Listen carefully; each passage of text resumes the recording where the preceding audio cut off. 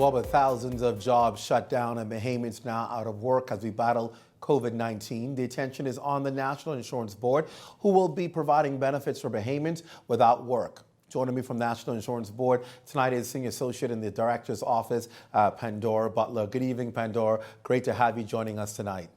Associate. Good afternoon, Clint. Wonderful to be here. I want to begin, first of all, before we even open our lines, by obviously talking about the general benefits. We know government would have put in place planned extra money for the National Insurance Board to be able to assist people who are unemployed. Can you break down for us, first of all, what is available to people who are either out of work permanently, out of work temporarily, or just unemployed as a result of COVID-19? What is available to them?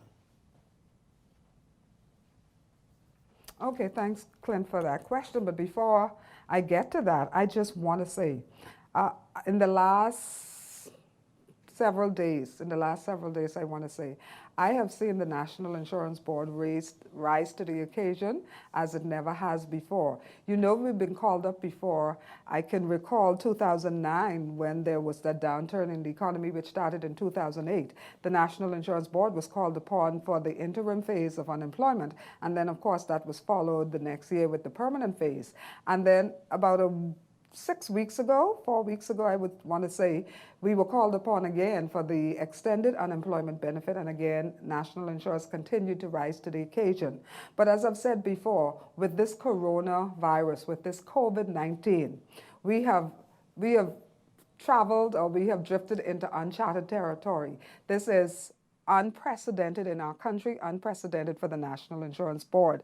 And the reason I'm saying this is I just want to send a kudos to my director, her executive team, and indeed every staff at the National Insurance Board who continue to rise to the occasion. I can tell you, people have been working around the clock. I would see emails, I'd wake up in the mornings having gone to bed kind of late, but then I'd see the director, she's sending emails, she's just leading the troops at 4 o'clock in the morning, 3 o'clock in the morning. So I just want to say shout out to them. I said to some people who were assembled this morning, they started to get a little antsy, but I had to explain to them what I'm saying. Listen, this is new for us as well. We are doing something we've never done before. There is bound to be a little bug here, a little bug there, but be assured, and I say this all the time, be assured that your brothers and sisters, and that's who we are, your brothers and sisters who work at the National Insurance Board are doing everything we can to ensure that you get the relief that the government intends for you to get, the relief that the National Insurance Act and regulations in relation to the benefit that it intends for you to have. And so we're doing our best, we're working on your behalf, and we know we're going to do this. We're going to do this. We're going to be able to do this. So you're asking, Clint, about what's available. Yes. I've said it before, I don't want us to confuse the two offerings right now. One of them is the unemployment benefit. The unemployment benefit, is provided by the National Insurance Act and regulations. I referenced already 2010 and 2009. And so it was provided under the National Insurance Act and regulations. It was the 2009 amendment which brought it into being. And so that provides for employed persons. I'm emphasizing employed as opposed to self-employed persons. It provides for employed persons partial income replacement during those times when they're not gainfully employed. They may have lost their jobs because of redundancies, because they were fired, because they quit. Whatever the case is, their income has been suspended. And so unemployment benefit is there for them. Employed persons pay 9.8% of their average insured income. That buys for them a number of benefits. One of those benefits is unemployment benefit. On the other hand, there are self-employed persons who do not pay for unemployment benefit. And so government has said to National Insurance, and you referenced it, how that government is giving National Insurance some money to manage this assistance for them. And so National Insurance has had to put in place the framework. We've gotten the general our general marching orders. We've been told this is what we want to do. But of course, national insurance has to put it in place. National insurance has to help with the terms of reference. National insurance has to put together the forms that will be needed, the processes, even the resources, for example, the website. And so all that we've been doing, we've been working feverishly for the last several days on putting those things together. When can people begin applying, and how long from the application point to the approval point can they start receiving checks? Because the concern is, of course, will this be time consuming? Will people be referred back and forth? When they come until they're able to get assistance, how long is that period? Okay, so let's be sure we're talking about the assistance. And so the assistance, we set a target date of Thursday, March 26th, that's today, and we met that target date. We were able to put online the form, and the form is a fillable form, a form that you don't have to download it. You go on your phone, you go on your laptop, your desktop, and you open right up to the form.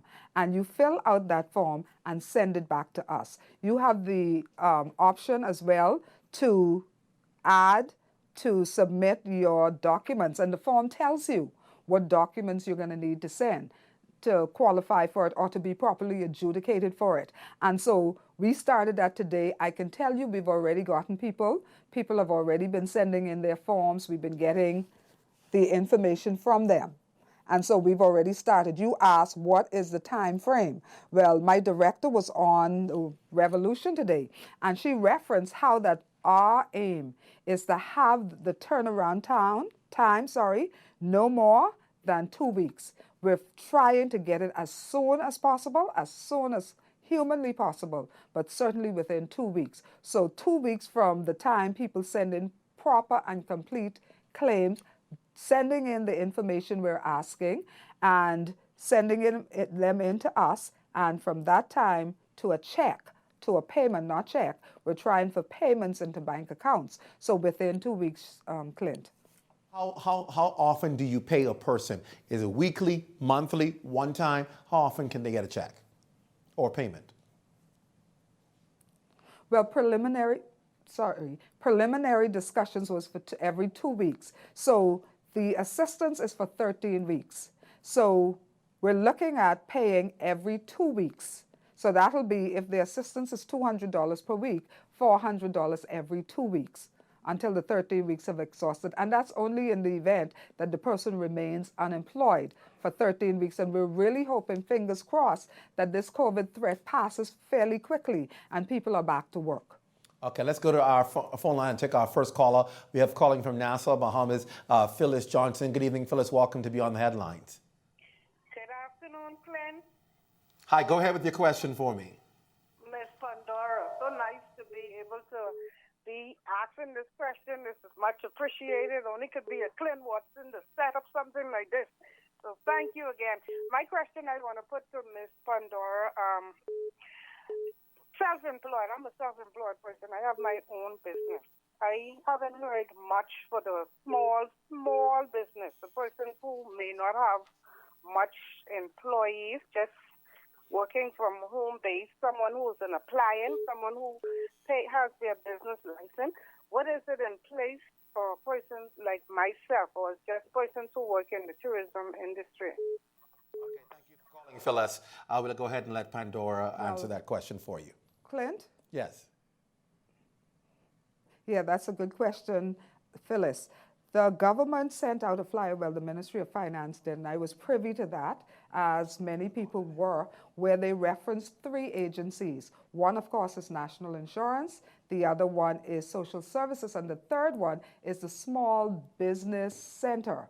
That's the Small Business Entrepreneurship Center or something to that effect. And that's the agency, the Small Business Entrepreneurship Center. That's the agency where people such as Phyllis can go to get assistance. Social Services, of course, is where people can go to get money, vouchers and food vouchers, those kinds of things. National Insurance, though, is just the assistance for government, the unemployment assistance.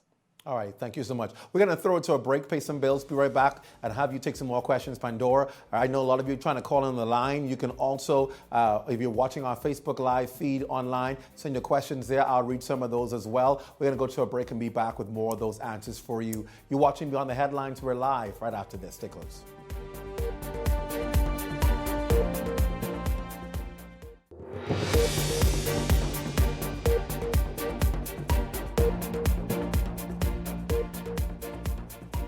Welcome back to Beyond the Headlines. We're talking to NIB Pandora Butler, who's, of course, answering our questions live from the National Insurance Board. We do have somebody texting in.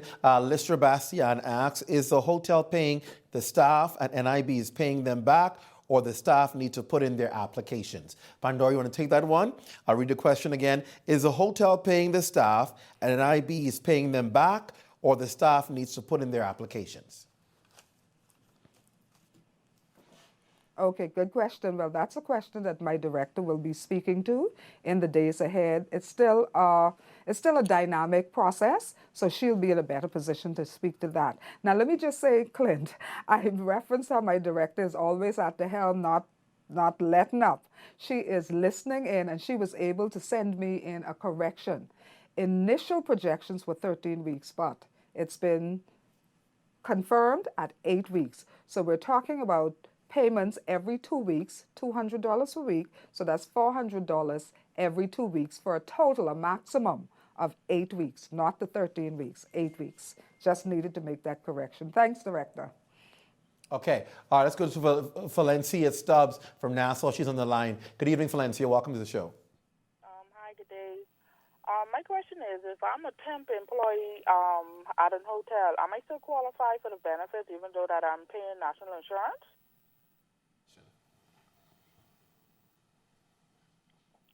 If you're a temporary employee, well, let me just say, and we've been saying this down through the ages, Clint, contributions are payable, whether you're temporary, part-time, on probation, permanent, it doesn't matter. Your contributions are payable.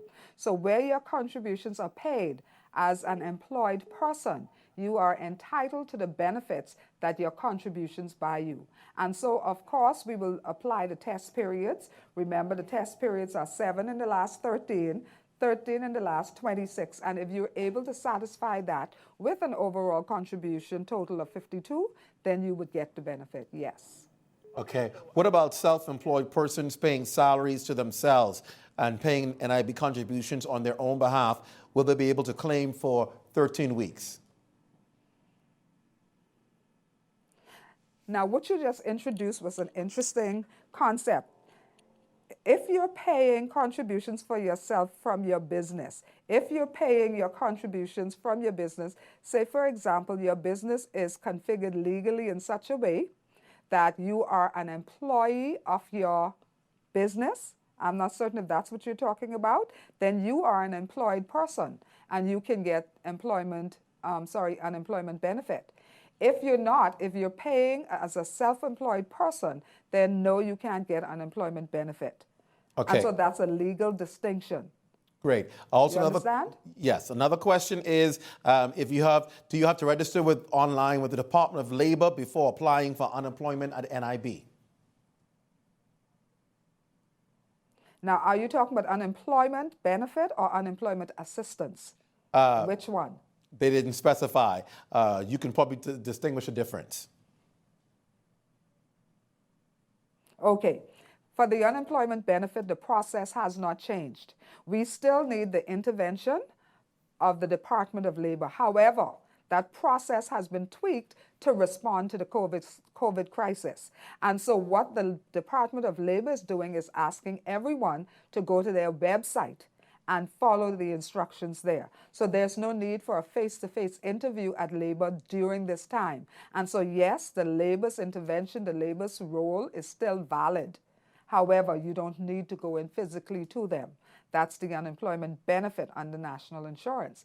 The unemployment assistance, the government-funded unemployment assistance, needs no intervention from Labor. Labor has no role to play in that.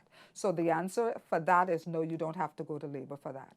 We do have a question, I think, from Andros. I can't see the name. It's Tiffany.